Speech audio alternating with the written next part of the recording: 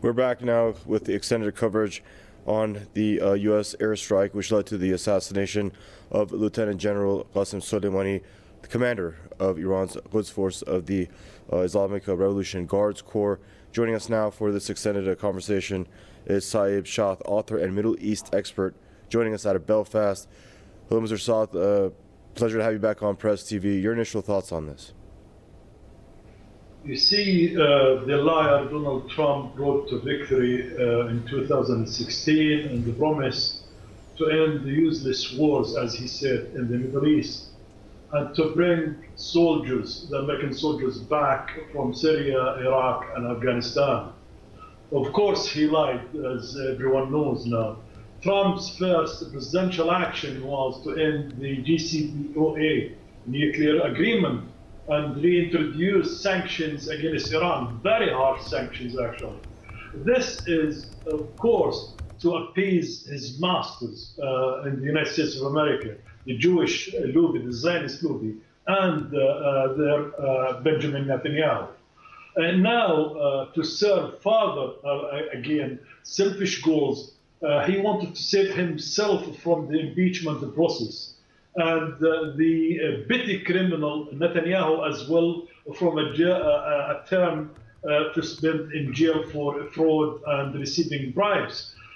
Trump then turned to become an assassin, aiming to destabilize the region and to find through that an opportunity to stop the impeachment process and to save Netanyahu in his warmongering against Iran, as there is a threat to national security now for both the Zionist entity and the United States of America.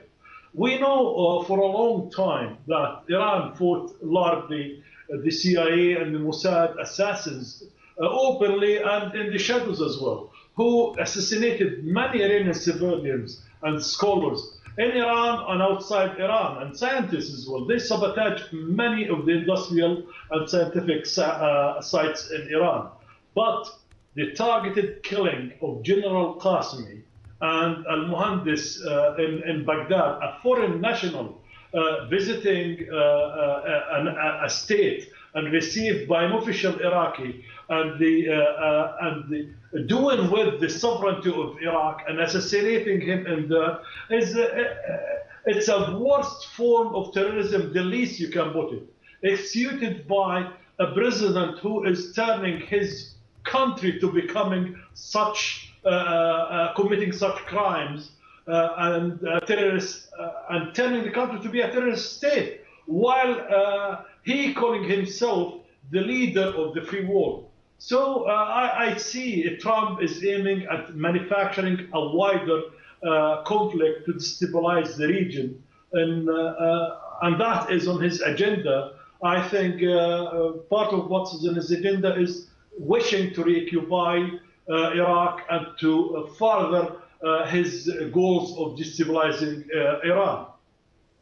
And then one has to take into account top U.S. generals and top U.S. brass on Iraqi soil, what they have done to the Iraqi people, what role they have played in the stabilization or destabilization of the country of Iraq, and what General Soleimani did for the Iraqi people and for the stabilization of that nation. And it really raises the question, what is the U.S. thinking?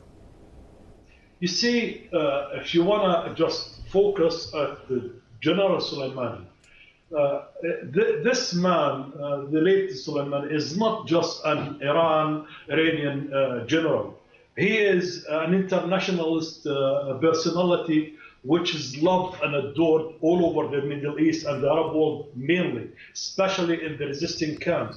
This man's contribution to humanity is immense in his campaign against Daesh and all the terrorist outfits which is manufactured by the United States of America. And that's part of targeting him. United States of America seeing all what is manufactured in Iraq from these terrorist outfits being stopped by the Al-Quds brigades, which is led by Soleimani and the resistant camps. You can see how he helped Lebanon as well in strengthening itself and resisting Israel and liberating itself from the year 2000 from the Israeli occupation. This is haven't been there before. Such general been helping and training the resistant people how to resist and defend their country against occupation.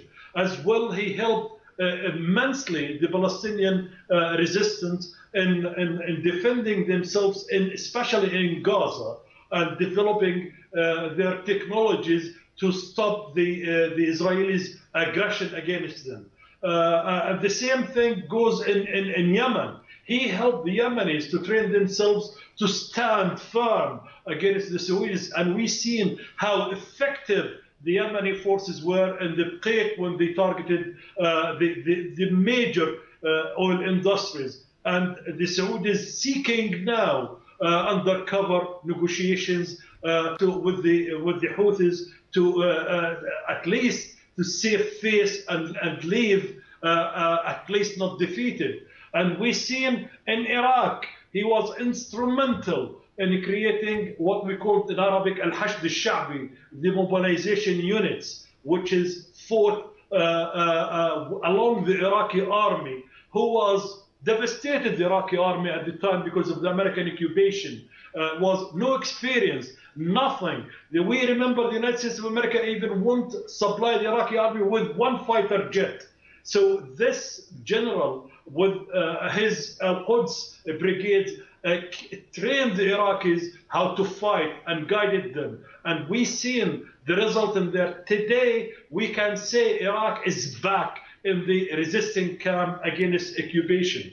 And the Americans, in return, they wanted to save their investment. They saved what they created. And Trump himself, in the election of 2016, pinpointed that. He said they created the terrorism in there, and he was blaming Hillary Clinton and the deep state of the United States of America. But today, he became their hired gun. He became the assassin to serve the same deep state, the same agenda of destabilizing the whole region. And what do you think the U.S. hopes to gain from the assassination of General Soleimani and Mahdi al-Mohandes? First of all, by assassinating, they think General Mahdi and Qassem, they think they can stop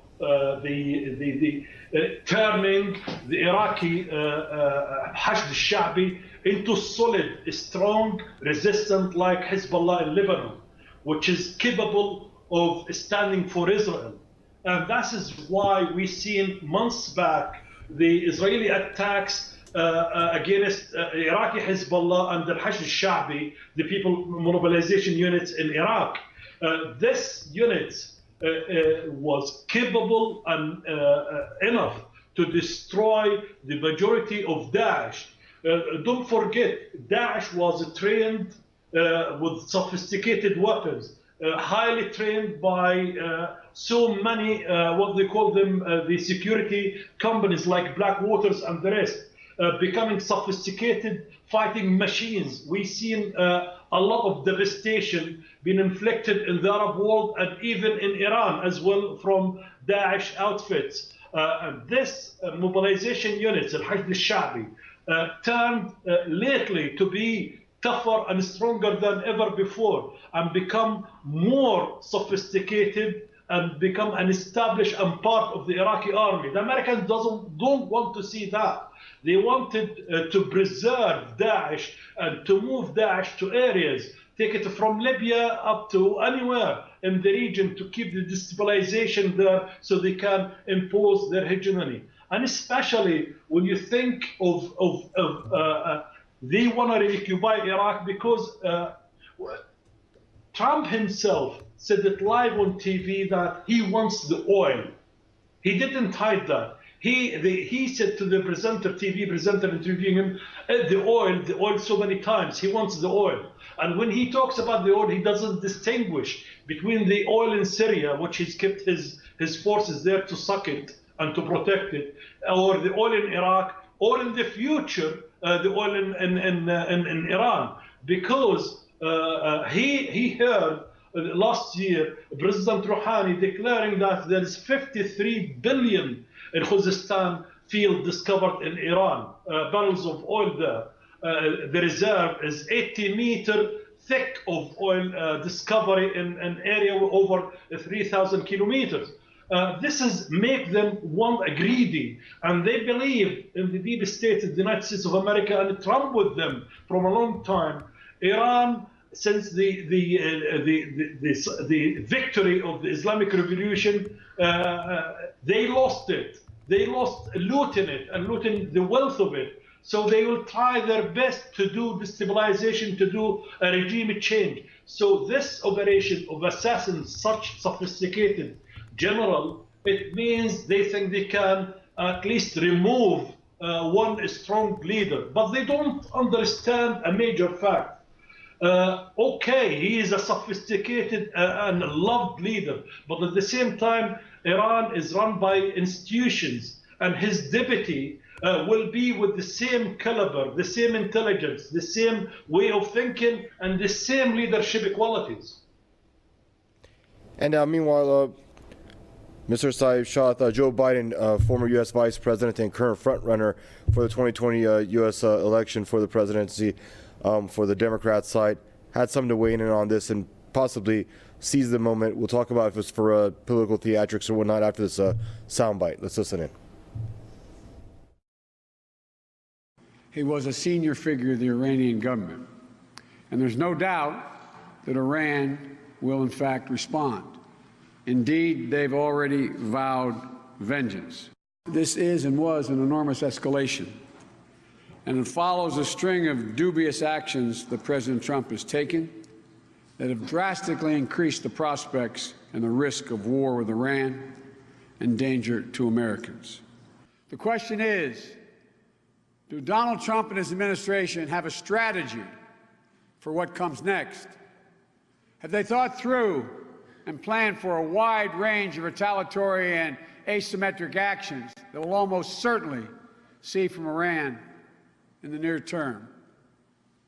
In Iraq, militants may target our embassy again, our diplomats, and American civilians. Other than telling Americans to get out, what is the administration's plan to protect them? How are we shoring up our embassy and preparing for evacuations? What is our plan?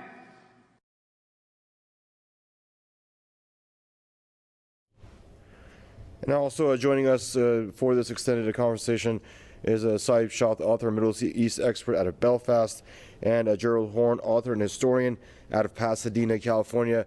Mr. Gerald Horne, welcome to the program, sir. I'm going to let you weigh in post Joe Biden soundbite we just heard there. Now, Joe Biden, you heard what he said. Is he seizing the moment? Is a real concern in some camps out of the U.S. that this was a big misstep by Donald Trump, or is this just an exploitation for political gain? Well, I think that the best way to understand what Mr. Trump has done, or at least one way, is to look at the Hollywood movie Wag the Dog that talked about a president in domestic trouble. Witness that Mr. Trump has just been impeached. The Senate will be holding a trial to remove him sooner rather than later, we think. And in that movie, in order to circumvent domestic problems, the president goes to war. And you might recall that about 20 years ago, President Bill Clinton, when he was on the verge of being impeached, he started bombing Sudan. So I do think that Mr. Trump, a former reality TV star, has an idea as to how to seize the news cycle, and he has decided that this is one way to do so. However, I think that he has overreached. He's basically opened the gates of hell. I think that this rash misadventure by Mr. Trump will complicate relations with erstwhile allies. I'm thinking of France in the first place. Recall that it was not so long ago that in Washington, just a few days ago, in fact, that many hawks were running through the streets with their hair on fire because of what they perceived as what was happening with regard to this China, Russia, Iran military maneuvers. I don't find it coincidental that because of the hysteria involving the reaction to those military maneuvers that you now see Mr. Trump bombing Iraq and assassinating fundamentally top Iranian leaders. Keep in mind as well that in the aftermath of this bombing, the stock of major U.S. corporations that are involved in funding the war machine have gone through the roof. And it would not be beyond the realm of imagination to suggest that there might be some who knew about this military strike in advance and are now profiting on the fact that the stocks of these corporations like Raytheon are now going through the roof. I think it's also, that is to say, this assassination, it's a reflection of the fact that Mr. Trump made a fundamental error when he withdrew from the nuclear deal with Iran.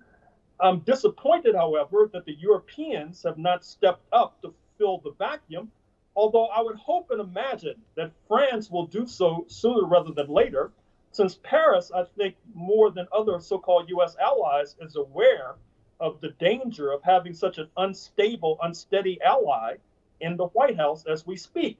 Not to mention the fact that there is an erupting trade war between France and the United States, with France seeking to corral U.S. technology giants like Google and Amazon and Facebook, and the United States seeking to put taxes on French champagne. So this is a very complicated situation that Mr. Trump has stumbled into. Those of us who follow his erratic career are not surprised that he has once again brought the country to the brink of catastrophe. This seems to be a specialty of him. And another aspect of this situation that has yet to be ventilated fully is the fact that the Iranians who were assassinated were very helpful in terms of fighting Daesh or ISIS, the so-called Islamic State. Now, it seems to me at least, that the Islamic State is probably applauding these assassinations. And I should also say that this reveals the double game that Washington is playing. On the one hand, supposedly concerned about religious zealotry as embodied in the Islamic State. On the other hand, engaging in maneuvers that objectively benefit the so-called Islamic State. And I think that this is also an aspect of the fact that Washington has not ruled out the possibility of collaborating with these religious zealots in terms of confronting Russia, which has a Muslim population of about 15%, not to mention China, which is obviously in the crosshairs in Washington, D.C. right now, which has a substantial Muslim population in the West, speaking of the Uyghurs, who are now capturing many headlines here in the United States of America. So all in all, this has been a typical disastrous maneuver by the current occupant of the White House.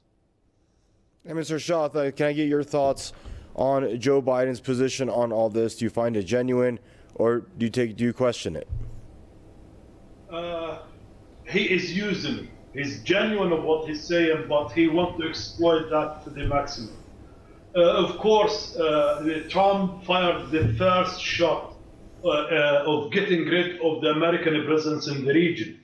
No American diplomat or soldier or even tourist in the region today, I mean in the Middle East, they consider themselves to be safe.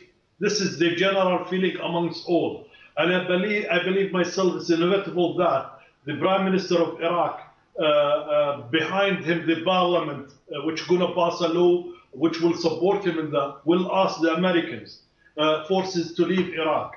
He cannot stand in the face of the popular demand and pressure to do that. Furthermore, the situation for the remaining American occupying forces in Syria has become difficult to sustain and questionable as well.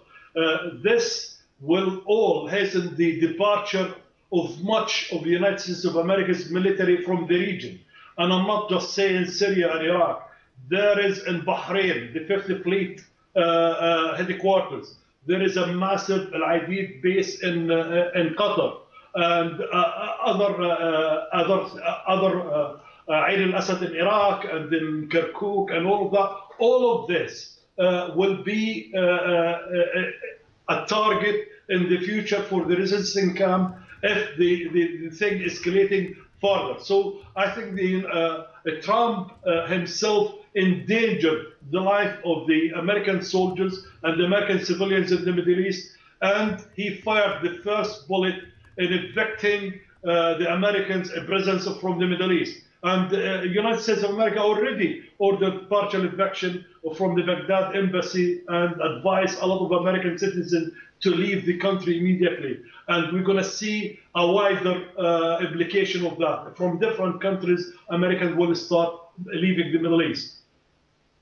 And Mr. Gerald Horn, why do you think the U.S. has chosen this time in history right now to assassinate someone of this stature? And now you've seen him, the U.S. forces are scrambling to send people to the Middle East in case of a fallout, which obviously seems it's highly likely we're heading for some kind of escalation.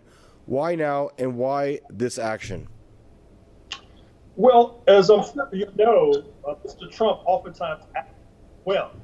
He oftentimes does not consult his advisors. Apparently, members of the opposition party, the Democrats, were not told in advance about this assassination. Apparently, leading members of his own party, the Republican Party as well, were not told about this assassination. The alleged close ally across the Atlantic in London, speaking of Prime Minister Boris Johnson, according to press reports, he's fuming because he was not told, which obviously puts British troops in the region in jeopardy. Then, of course, there are the 5,000 U.S. troops who are now stationed in Iraq. And it seems to me that they are in a special jeopardy. It's unclear whether or not Mr. Trump alerted the commanders on the ground in Iraq as to what was about to happen at Baghdad airport. Then there are countless U.S. contractors in Iraq. Some of them are probably mercenaries. And it's unclear as to whether or not they were alerted as well. On the other hand, I think it's fair to say that Benjamin Netanyahu, the prime minister of Israel, is celebrating. That's the inference you can draw from his congratulatory statement to Mr. Trump. Perhaps he feels that this takes the heat and the spotlight off him. As you know, he may be on the verge of being indicted if he does not win another term as prime minister. However, I would think that Mr. Netanyahu may be celebrating prematurely because I think that Washington is about to find out that there is a downside to having an unpopular ally such as Israel, because that helps to drag down the reputation and the options of Washington in case this situation with Iran tends to escalate. And if you gentlemen would just stand by for a second, we have a Vox Pop on Venezuela. Let's listen into that real quick.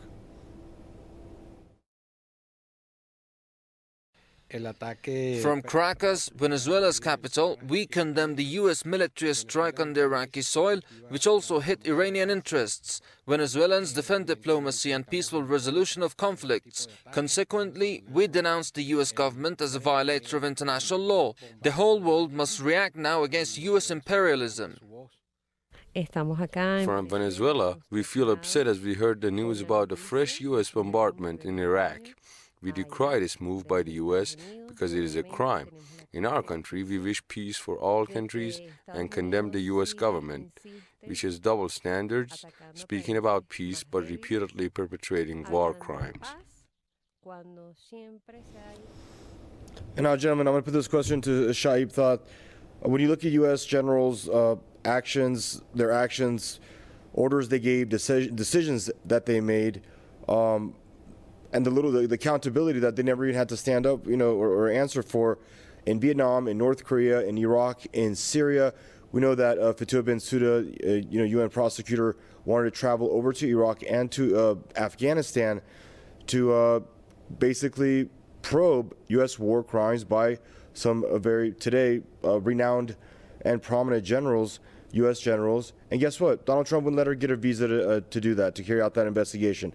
But then here you have Washington now trying to paint a really grim picture of this very revered Iranian general, trying to justify his assassination. I want to tell you how help me make sense of the U.S. narrative on this. The question to me, yeah? Yes, Mr. Shaath, if you want to go first, go ahead. Okay. United States of America accusing, if you notice, Iran with everything they are doing themselves. The United States of America and its allies, like the Israelis, they are the masters of assassinations and targeted killing. We never heard the Iranian went outside hunting for anybody or killing or assassinating anybody. But every day we hear the same stories about the United States of America, the CIA, or the Israeli Mossad, or this and that, assassinating people, or the regimes which is supported by the United States of America, like the Saudi regime. Every new year, you will see the Saudis celebrating the new year by beheading someone, or a few, or line up maybe 10, 15 young men and behead them and accusing them of lies and being terrorists or whatever. So we are used to this, and we are used to these people they have an immunity because of the United States of America protecting them and shielding them from international law. The United States of America become a rogue, typically becoming today is a rogue state. When a president of a country order the assassination of a top leader of a foreign state in another foreign state, like in Iraq, this is an act of terrorism. This way, why we calling upon the people to go to the street, to demonstrate in front and besiege the American embassies all over the world, because these such terrorist acts have to be exposed and the people to be alarmed of how is the United States of America escalating the situation in the world and how become itself pushing the region in there to be plunged into wars so he can benefit himself and some American multinationals benefit and Netanyahu can benefit out of it, while a lot of people paying their lives price for that. For allies of Iraqi have chemical weapons in 2003, the Iraqis nearly maybe lost 2 million people during the war and after the war and because of the sanctions. And we didn't see not Tony Blair or George Bush or any of their entourage being put in front of a court and being questions about that. So I don't know what international community you are talking about. We're talking about who is strong and got a gun can defend themselves. And that's why you can notice the North Korean don't want to compromise about their national safety, or the Iranian won't like to compromise and let any foreign entities come in and inspect their country or that, because they know, as it happens in Iraq, this is the way to dismantle their country and to loot it at the end of the day and to not be able to safeguard their own citizens after that. And your thoughts on that, Mr. Gerald Horn? Carpet bombings, summary executions, basic chemical warfare, whether it was napalm in Vietnam, North Korea, Afghanistan, Iraq. I mean, scores of civilian casualties, basically, wholesale, murder of civilians. And then, I mean, really, with no accountability whatsoever till this day have we seen. And yet here we are seeing the U.S. trying to play take the high road and tarnish the image of and justify the assassination of General Soleimani. I want your thoughts on that. Well, first of all, under international law, it's evident that this assassination was patently and blatantly illegal. There is no evidence to suggest, as Washington is claiming, that there was an imminent plan for attack on U.S. interests that helped to justify this bloodthirsty murder. I think that in the long run, however, as we have discussed thus far, that this assassination will complicate U.S. foreign policy mightily. We already know that tensions between Turkey and the United States are rising, not least because Turkey is getting closer to Russia, not least because Turkey has bought an anti-missile defense system from Russia, and President Putin is due in Ankara and Istanbul in the next few days. I don't see how Turkey can continue to consider itself an ally of the United States of America when the United States of America goes into Turkey's neighborhood, speaking of what happened in Iraq, and engages in bloodthirsty murder. But once again, this is nothing new. I'm sure you and your audience are familiar with the fact that with regard to one of the neighboring countries of the United States of America, speaking of Cuba, that during the lifetime of the late President Fidel Castro, there are hundreds of documented attempts by the U.S. Central Intelligence Agency and other U.S. authorities to murder or assassinate Fidel Castro. Of course, none of these plans succeeded, but we do know that historically, the United States has acted like a kind of murder incorporated. The United States was implicated, for example, in the assassination of Congolese leader Patrice Lumumba more than a half century ago. And he is just one example amongst many. But once again, I think that what's going to happen is that the international community is going to have to unite to put pressure on this outlaw regime in Washington. This would include making indictments of current U.S. leaders. This would include seeking to extradite U.S. leaders as they travel around the world. Recall that that's what happened to the late Chilean dictator Augusto Pinochet. That is to say, when he traveled to London, a Spanish magistrate arranged or tried to arrange for him to be indicted to Spain to stand trial for the kinds of depredations he committed against Spanish nationals in his own Chile. I think we're going to have to use those kinds of creative strategies if we're ever going to bring this outlaw regime in Washington to heel. And gentlemen, if you just allow us, we're going to listen to a soundbite of Jeremy Corbyn from the UK Labour Party, that's the UK opposition, and Nancy Pelosi, US Democrat Party representative and Speaker of the US House of Representatives. Let's listen in.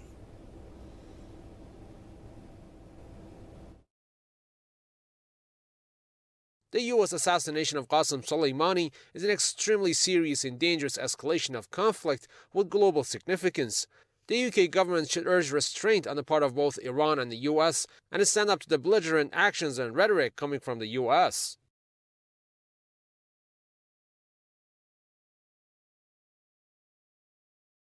The airstrike risks provoking further dangerous escalation of violence. America and the world cannot afford to have tensions escalated to the point of no return. Mr. Saeb, Shaath, your thoughts on Corbyn and Pelosi's comments? You see, Corbyn is one of the few British politicians or leaders who is genuinely understand what's going on.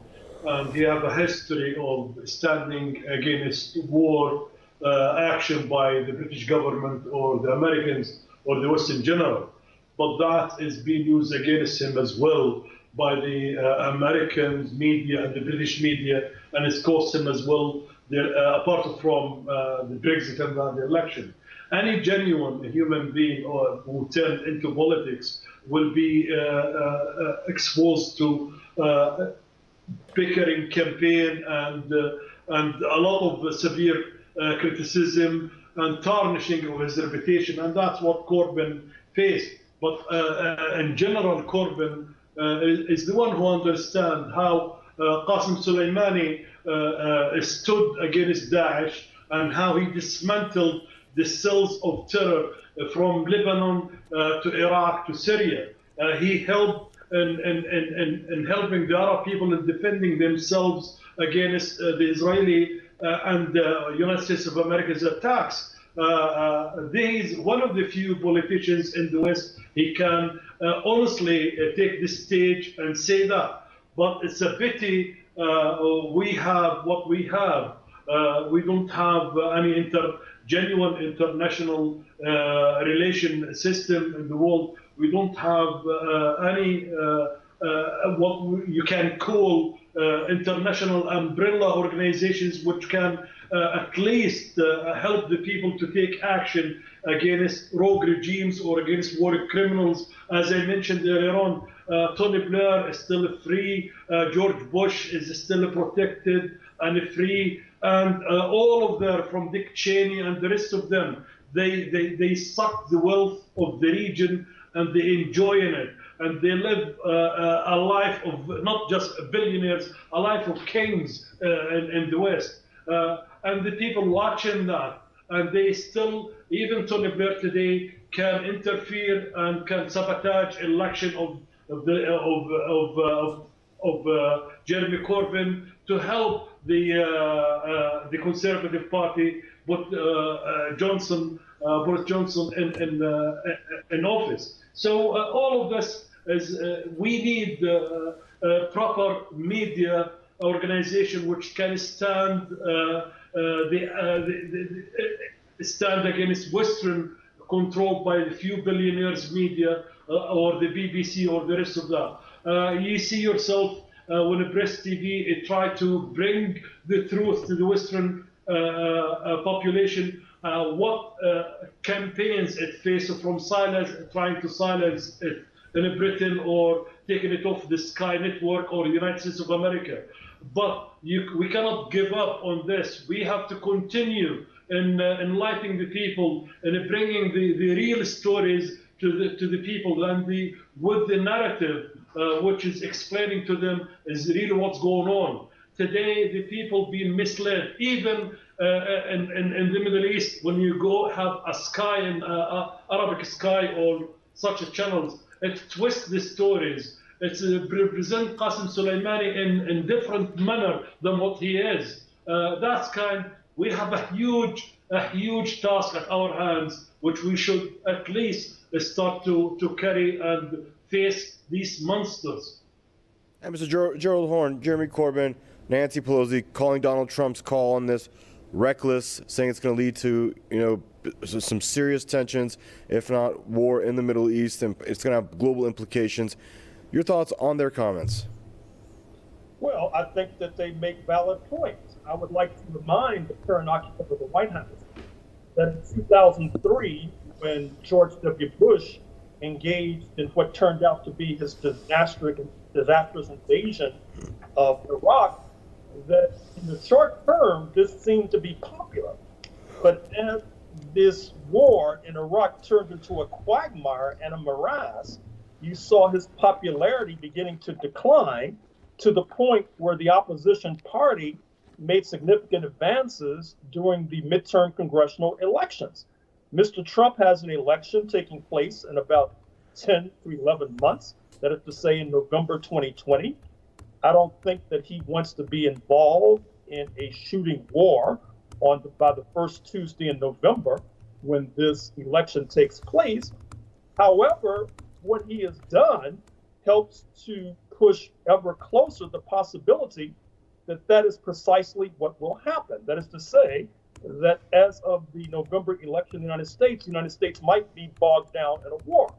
I have to say that I'm quite concerned by the fact that on Twitter, what seems to be trending is the phrase World War III. This is rather chilling, not to mention concerning, but I think that those on the internet are gaming out what they perceive to be the ultimate ramifications and repercussions of Mr. Trump's ill-advised actions. I would also like to reiterate a point I made earlier.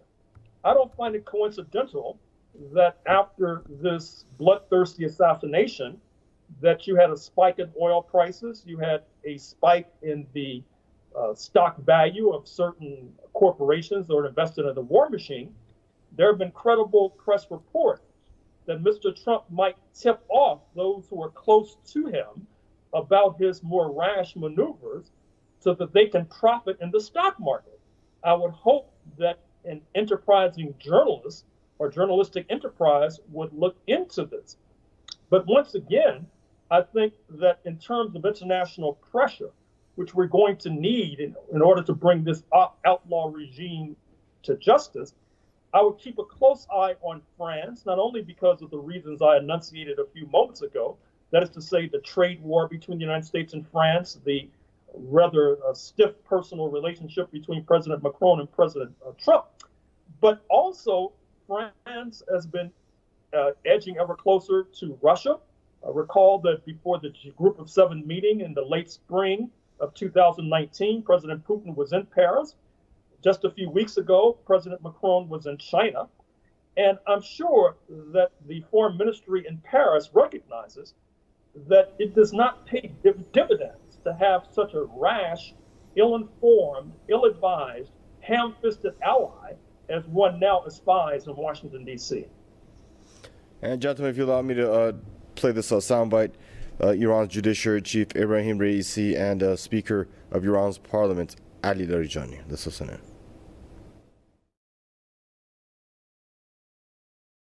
This is a new page in the black record of the international terrorism led by the United States. Washington will face the most severe response.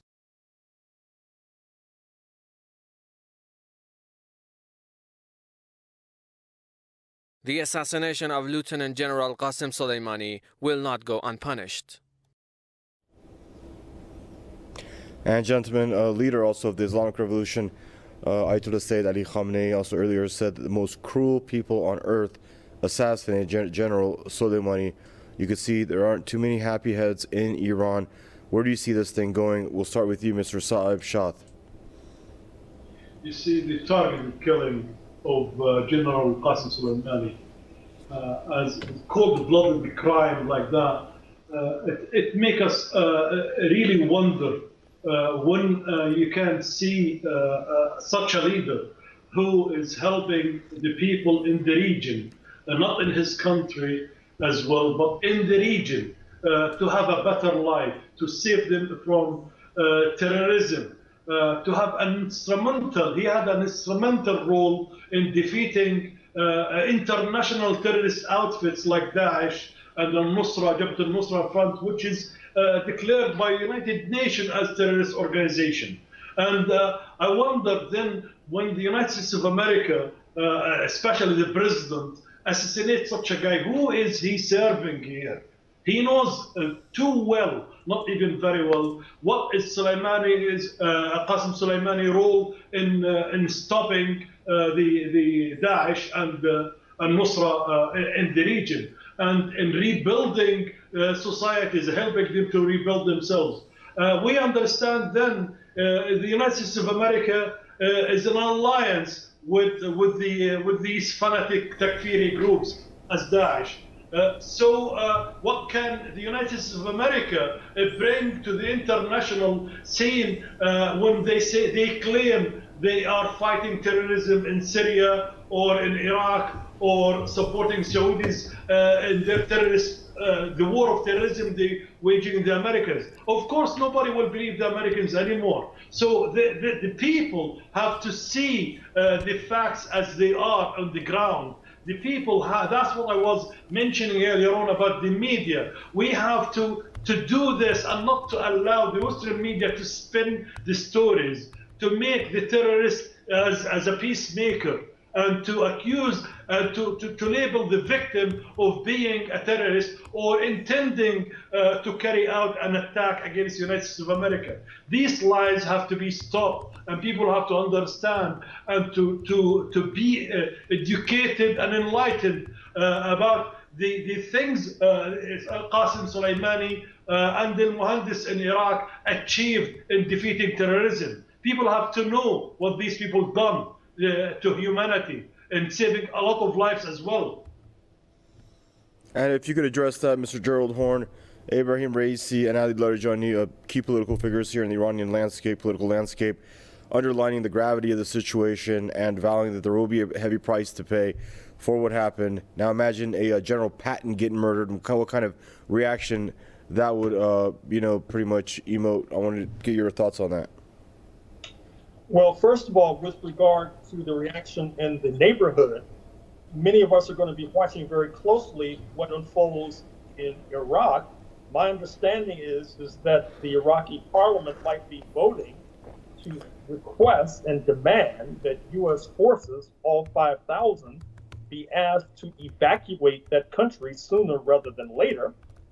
Keep in mind as well that though the United States talks about peace out of the other side of its mouth, and in its other hand, obviously, it wages war. And in that regard, my understanding is that the diplomatic mission of the United States in Basra, one of the key cities in Iraq, has been reduced, if not closed altogether, which does not speak well in terms of the United States pursuing diplomacy in that part of the world. Speaking of which, there is a deteriorating international environment that Washington is facing. We all know, if we're following the news in recent days, that North Korea has basically had it with the United States of America. They feel that Washington has not kept up its end of the bargain, despite these 3 summits between Chairman Kim and Mr. Trump. And we also see that in Afghanistan, that the situation for U.S. forces in that part of the world are deteriorating rapidly.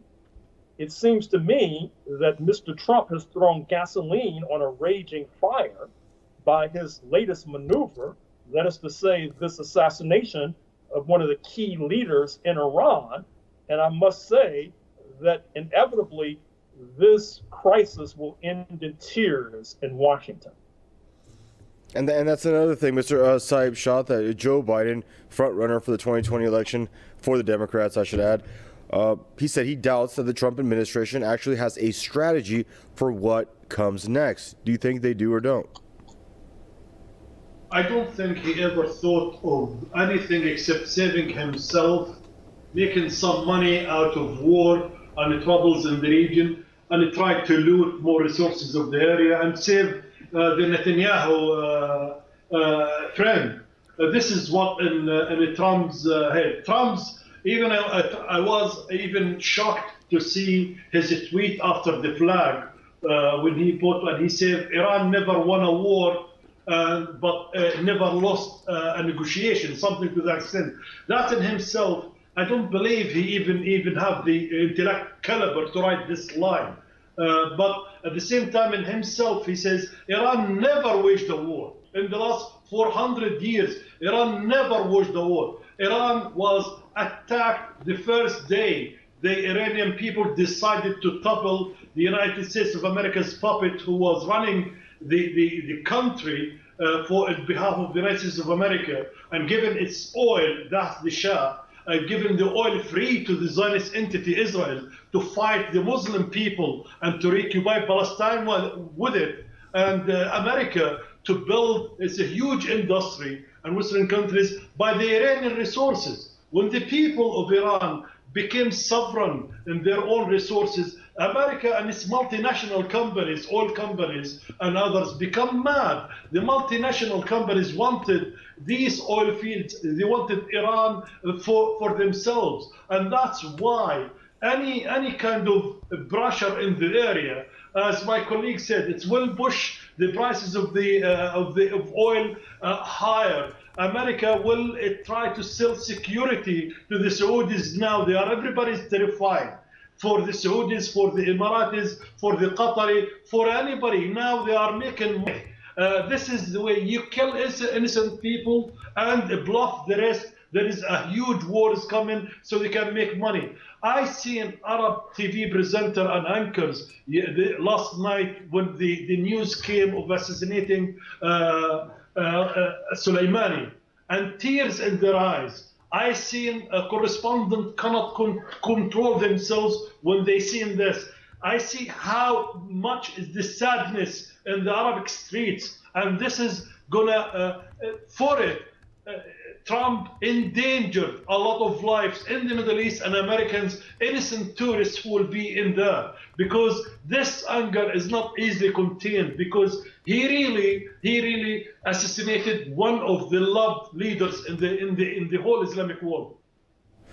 And Mr. Gerald Horton, I mean, could you imagine Iran killing a Mexican general and an American general in Mexico, on Mexican soil, possibly after 3 or 4 or 5 years that they've been battling against and successfully defeating Mexican cartels? I mean, first of all, that would raise a lot of questions why, and then it would also be mind-blowing that they'd be that far away from home, Iran would, and carry out some operation that rogue right next door to the U.S.? Well, it's rather striking, I must say, that you mentioned Mexico. Keep in mind that the two most populous states in the United States of America, California and Texas, used to be Mexican territory. But the United States waged a war of aggression against Mexico in the 19th century and fundamentally stole these rich areas. That is to say, both California and Texas have oil. And speaking of oil, that brings us right back to this crisis in Iraq and Iran, because it's no secret that the United States seeks a stranglehold over the oil market, not only because that is a desire of Texas oil men, but also seeking a stranglehold over oil markets gives the United States leverage in terms of its dealing with its so-called allies, particularly Japan and South Korea, not to mention the European Union countries. But once again, it seems to me that this will not end well for the United States of America. Recall that the United States has, over the decades, steadily intervened and interfered in the internal affairs of Iran. That is the implication of what happened in the late 1970s, when the so-called Shah of Iran was driven out of that country and he was given sanctuary in the United States of America. That did not end very well for the United States of America. I would even argue that the United States' complicity in the overthrow of the Mossadegh regime in Tehran in the early 1950s also did not end very well for the United States of America, although in the short term, certainly they believed that that was not the case. I dare say that this latest crisis also will not end very well for the United States of America, but it's up to the international community to make sure that this lesson is a lesson that is not forgotten anytime soon in Washington. And Mr. Shaath, I'd really like to get your take on this. How ludicrous would that look if Iran was to assassinate a U.S. general on Mexican soil right next door to America, along with a Mexican general in the same car, one of the top figures in the Mexican army? Your thoughts, please. If that is really being beamed through the Western media, we would see armadas gathering around Iran, and we would see demonstrations in the streets of Washington and London to destroy everything in Iran. That is the scenario. But what's happening when you see United States of America's president given an order to assassinate a foreign leader in Iraq, being received by officials of Iraqi, and then deny the Iraqi people access to their own sky, which was controlled by Iraqis' planes and helicopters. So then he'll tell you this is the United States of America doesn't respect sovereignty of any nation, doesn't think of the people of Iraq even as human beings. It's only look at them, how much they can suck out of their wealth. And the same thing, looking at the assassinated general who is nearly finished all Daesh in the Middle East. Stop here. I would need Daesh maybe to do a job in Libya, or in the future somewhere in another country in Egypt, or some other country in the Middle East, or maybe in Turkey. So you don't destroy our creation. This is the ridiculous thing is he himself was saying that before the election, Trump, and he was accusing the deep state and Hillary Clinton of creating Abu Mus'ab al-Zarqawi and Daesh and the rest. And today, he assassinates leaders who's fighting terrorism because he wants to preserve them and use them to destabilize the region more, so the multinationals can suck the wealth of the region while the people dies. Gentlemen, I want to thank you both for joining us on the program. Time has gotten the better of us. This was, for our viewers, an extended conversation on the U.S.